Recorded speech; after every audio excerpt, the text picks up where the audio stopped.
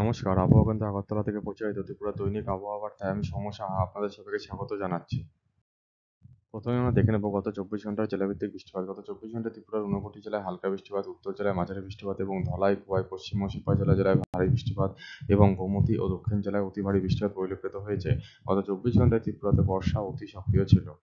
গত 24 ঘন্টা তাপমাত্রা দৃশ্যপট। উপলব্ধ তথ্য অনুসারে গতকাল সর্বোচ্চ তাপমাত্রা ত্রিপুরার সব জেলায় স্বাভাবিকের চেয়ে কম ছিল। গতকালের সর্বোচ্চ তাপমাত্রা রেকর্ড করা হয়েছে 29.4 ডিগ্রি সেন্টিগ্রেড কৈলাস শহরে। উপলব্ধ তথ্য অনুসারে আজ সকালে সর্বনিম্ন তাপমাত্রা ত্রিপুরার সব জেলায় স্বাভাবিকের কাছাকাছি ছিল। আজ সকালে ত্রিপুরার সর্বনিম্ন তাপমাত্রা রেকর্ড করা হয়েছে 21.3 ডিগ্রি সেন্টিগ্রেড কমলপুরে।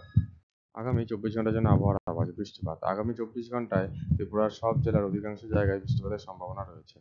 সতর্কতা। ত্রিপুরার সব জেলার 1-2 জায়গায় বজ্রবিদ্যুতের সম্ভাবনা রয়েছে এবং ধলাই, পশ্চিম সিপাহি জেলা, খোয়াই জেলায় ভারী বৃষ্টিপাত এবং তার সাথে দক্ষিণ ও গোমতী জেলায় অতি ভারী বৃষ্টিপাতের সম্ভাবনা রয়েছে।